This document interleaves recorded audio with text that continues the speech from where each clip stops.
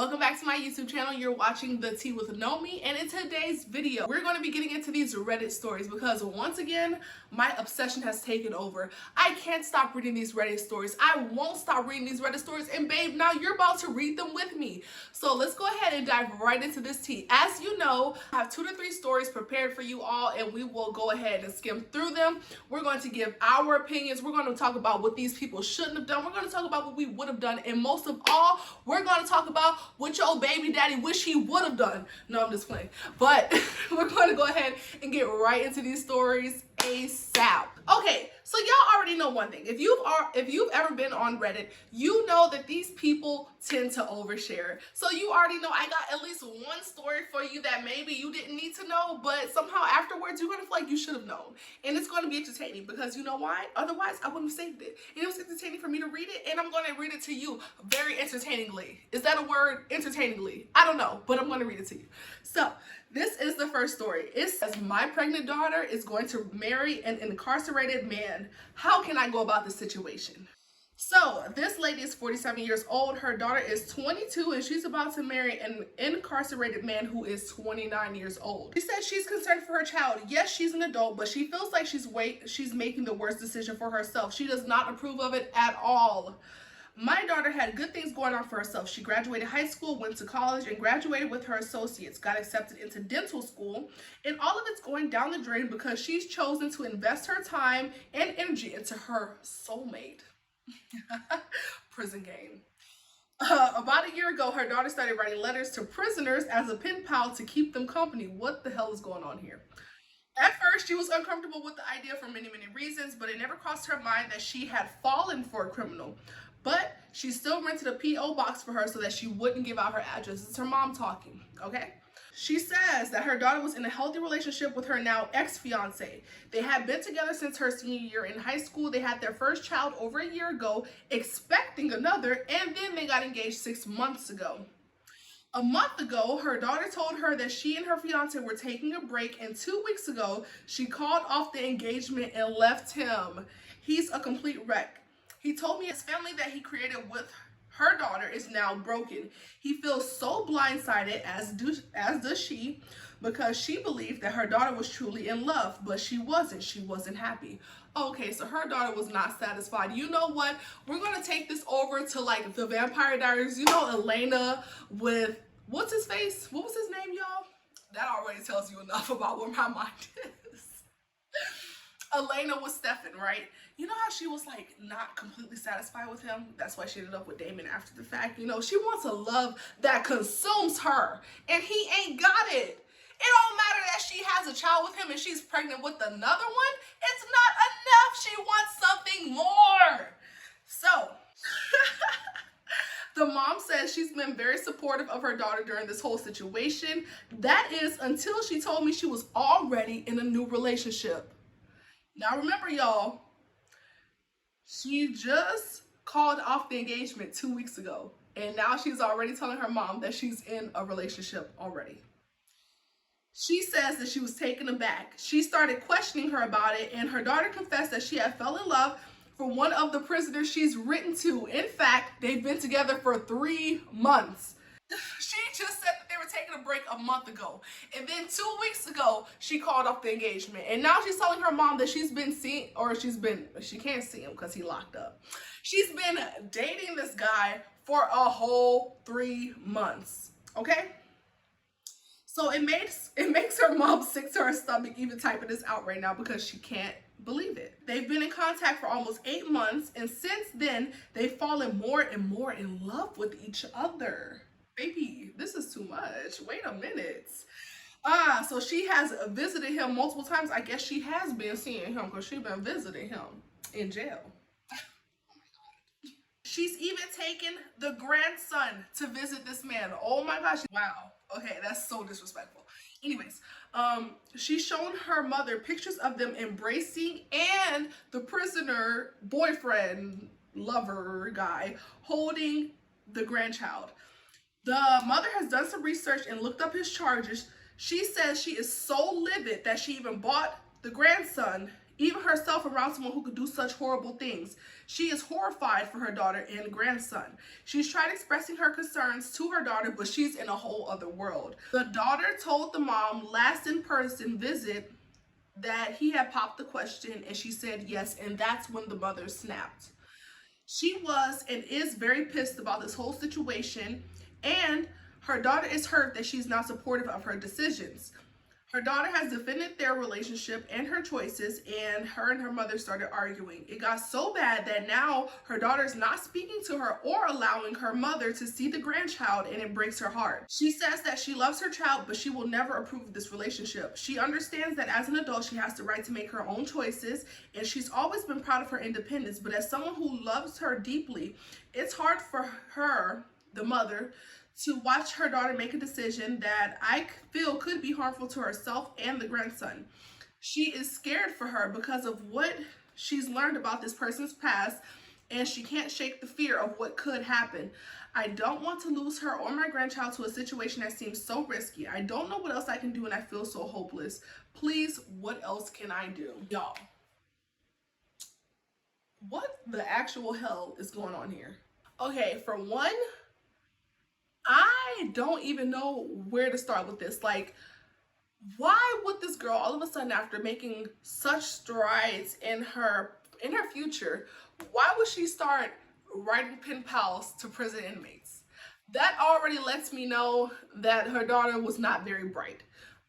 For one, she could have been putting her energy into writing female inmates, because it's not very often that women are convicted of such things that they become long-term inmates. Why weren't you writing to those people? Why weren't you writing to juveniles of some sort? You're writing to men. So that already lets me know something ain't right with her daughter to begin with. Clearly the mother was not aware that her daughter was not right in the head until recently. She recently found out that her daughter is a little slow. Okay, y'all, I'm sorry. There's no other way to put it. This girl is she's more than a little slow, because what would possess you to do something like this? Even if you yourself wanted to be involved with this man, why are you taking a child of yours to go visit this man?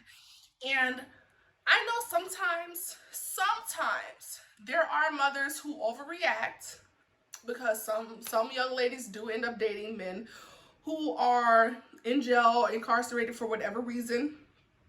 And sometimes these men are not necessarily violent offenders. It could have just been something so simple as, I don't know, maybe they got into something when they were teenagers and then they violated their probation that they've been on for a year or so.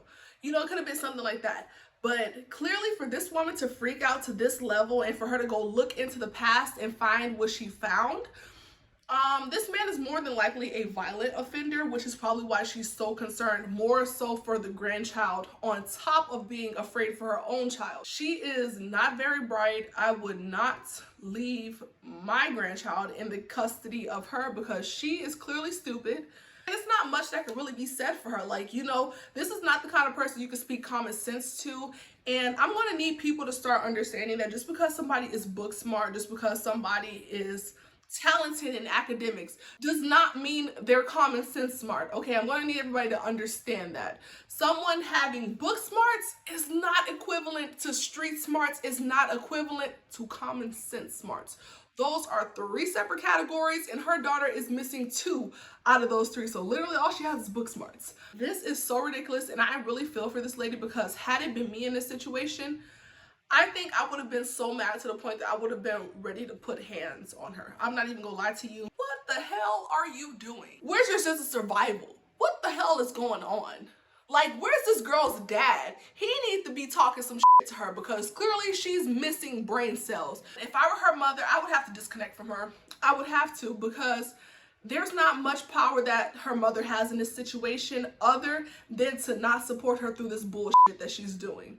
And that's exactly what I would be willing to do, is to chop up the deuces and, you know, just say, good luck, baby girl. I hope it works out for you. Because otherwise, this woman is emotionally stressing herself for something that she can't fix. She can't fix it unless her daughter is willing to give her custody of the son, which she's not, because she has this retarded image in her mind of having a perfect family with her, the inmate, and her baby from her baby daddy. And not to mention that she's also pregnant from her ex. at this moment. This girl is slow. She is beyond saving at the moment. She's stuck in Stupidville.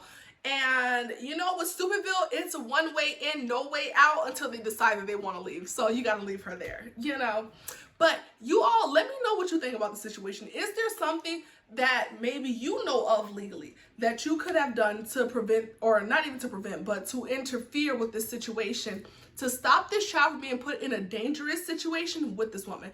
Because short of her mother cutting contact and then becoming like some kind of rat and just, you know, because we don't know if this guy was a sexual offender or something of that nature. Otherwise, it would be all too easy to just ring up the police as soon as he's released and start putting tabs on him immediately, that he cannot be around this child, something of that sort. Or maybe if it was PA, which is, you know, physical, if it was something of that nature, then the mother probably can easily put tabs on him and get him removed out of that situation. Other than that, I'm not really sure what else she can do. You let me know though. And we're going to get into the next story because, baby, no ma'am. Okay, besties, this is story number 2. This one is the one, you know, you probably could have went to sleep without knowing this information, but it's still interesting and you might still want to hear the story because I know I did. I read that title and I clicked on it because I was like, girl, what's going on here? This male is 21 years old and his girlfriend is 19. He says he can't be intimate with his girlfriend after she made it, after she made a comment about his, you know, his size. So he's asking how can he move on from it. His girlfriend and him have been together for 8 months. They had their first bad fight last week, and in a moment of anger, she made a race-related comment to his size. He says, that's a low blow to any dude, but especially for me, an Asian American who had to deal with racially motivated bullying until high school. It hit him particularly hard. Also, because he wasn't short, unathletic, or smart. So he's saying that he wasn't smart, just for, you know, clarification. The small stuff jokes were the default insults kids would use on him. When she said it, she saw the look on my face and apologized right away. You know your stuff isn't small, baby. I love that. I just had to win the argument. And she wanted to make up right away, but he was pretty pissed, so he left and told her not to contact him for a few days. She came to my place with food from my favorite restaurant and apologized again. So he decided to try to look past it. That's mistake number 1. He said try to. That means that he already knew he couldn't look past it. Sir, what's going on? Anyway, about a week has passed and she's been really remorseful and all, but I just don't feel like being intimate with her. She's the only one who initiates the actual stuff since then. And even though his body reacts to her at first, when things get started, her comment just runs through his head. Earlier, she literally jumped on my lap wearing nothing but a bra and, you know, the bottoms, but he still just wasn't feeling it. He can tell that she's hurt by him constantly rejecting her, but she keeps reassuring him and exaggerating, which makes it worse, to be honest. I'm not insecure about my size. I'm insecure because she knows about all the BS I went through as a kid and said it anyways. His girlfriend is white/Caucasian and has never dated outside of her race before, so he's not sure that she really gets it. She asked me to explain my point of view to her, and I could tell that she understood the words that I said, but she didn't feel the sentiment behind them, if that makes sense. Sometimes I feel like I'm overreacting because of my past and I need to get over it/move on. We both really like each other and had crazy chemistry ever since we met, despite being from very different backgrounds. But on the other hand, I feel like that level of disrespect isn't going to get easier to look past and might happen again. And maybe that's the way she was brought up, and her being attracted to me isn't going to change that. Either way, I never tell this to anyone I knew in real life, so help me come to my senses. You already know what time it is. You already know what time it is. It's time for you to break up with this hooker. You know what time it is. I don't know why you sitting up here acting like you don't know what you're supposed to do. Are you ever supposed to get over this? The only way that you could possibly maybe make yourself feel better about the situation is for you to make a comment that stooped even lower than hers, which at the end of the day is only going to lower your own self-esteem, because you're going to have to say something more hurtful than what she said to you and more disrespectful than what she said to you, which would ultimately make you no better than her, if not worse. At the end of the day, you're still going to think about what she said to you. So we all know that this is literally going nowhere. This is a train wreck on its way to hell. So I don't understand what you think you're doing, sir. except making a mistake, clearly, because you're not going to get over this. She meant what the hell she said. I don't care what nobody says. She meant what she said. No woman who loves her man, and it doesn't matter if it was true, no woman who loves her man is going to say that to him. You don't even have to love him. If you like him, if you actually like the man, you're never going to say that to him, because you know that is something, with race taken out of it, that is something that is disrespectful on so many levels. You know that that is on the same equivalent of a man saying that you got a loose, you know what. If a guy said that to a woman, it wouldn't matter how long they've been together. It wouldn't matter the things that he had done for her. A woman would never get over that. And so why she thought that she would say that to you and things would be okay, and that she could easily just brush past it and, you know, dress it all up and, oh, I was just mad. I just wanted to win the argument. Baby, you know I love you. You know your stuff big. Baby, you know it's big. There was no way. There was no way that she was going to sell you that shit, because she doesn't believe it. The reason that she was able to sell you that your shit was small is because that's what she believes. And you know that she believes it, which is why you can't sell yourself anything else. So you know what you have to do? Chop up the deuces, move on to the next one. It's over with, sir. It's over with. Sorry. All right, besties, we have made it to our third and final story of the night. This is from the Am I the A-hole thread on Reddit. So this guy asks, is he the a-hole for socially denying a woman a seat next to him on the bus? He says, I ride pretty sparsely written buses. When I say sparse, I mean it's never even close to half full. There are always rows of empty seats at the time that I ride it in the afternoon. I use a light linen bag for work, and I don't want to put it on the floor or on my lap, so I put it on the seat next to me. All the seats are pairs, 2 seats next to each other. I don't mind anyone sitting next to me, but the bus is never close to full, so I use the space for my bag. Yesterday, during my commute, a lady got on the bus and grimaced at me. She gestured for me to remove my bag so she could sit next to me. As usual, there were so many empty seats. I wasn't sitting in a disabled/reserved area. There were seats closer to the door. But whatever, I'm not confrontational. I removed my bag so she could sit. I sort of rolled my eyes when she sat down next to me and sighed. Not to be obvious, but just because I got off an 8-hour shift. I was tired and wanted my own space. And she didn't have to sit next to me. She clearly noticed. She then said, you need to learn some manners. After that, I got up and moved to another seat, but the whole thing has been bothering me for a day. Did I really like manners? It just feels like she sat there to teach me a lesson when she could have sat anywhere else. He's not the a-hole here. That woman should have sat her ass by herself. I don't understand this. When we're seeing videos of women literally being on trains, on buses, by strange men when it's overcrowded, I don't even understand why she wanted to sit next to this guy. This guy was clearly minding his own business. He was not trying to be rude. There were other seats available. There was no need for her to sit next to this man. He is not the a-hole by any means. I don't know if y'all disagree, but if y'all do, y'all can fight me in the comments. But this guy is clearly not the a-hole. I completely understand after an 8-hour shift, I'm probably not in the mood to sit and chat up a stranger, especially if I've been chatting up people all day, because, you know, work stuff, you got to keep up that little facade, so to speak. You know, you got to keep your little work personality, whatever. I wouldn't be trying to sit next to somebody and talk to them and all this crazy stuff on my way home, especially for this to be a man trying to mind his business. That already lets you know. You just went over there picking with this guy for whatever reason. He says that he's non-confrontational. More than likely she could tell this because we as women just kind of know things by looking at people. If we're on our P's and Q's, you can tell a lot of things just by looking at a person, observing them, and kind of seeing their body language. So she knew that he was the perfect victim, because I guarantee you, this is the kind of woman who would not approach a man who would straight up blast her ass and make her sit down and chill out. She picked you for a reason. You might as well get this off your conscience, because she is not the first woman that you're going to run into if this is your personality type. You're going to run into many and plenty of these types of women. And I'm going to need you to, I don't know, pick your nuts up and stand on something. I wouldn't have let her sit to me. I would have told her ass, no, go sit somewhere else. There's other seats available. You don't need to sit by me. I would have told her I'm sick, I got COVID, go sit somewhere else. You know what I mean? I hope you all enjoyed these 3 Reddit stories that I just brought to you. In the next video, we should be reviewing a Karamo show episode. If not, it might be more Reddit stories. You know they're always popping up in my Gmail and I can't say no. Like I said, I will see y'all in my next video. Bye!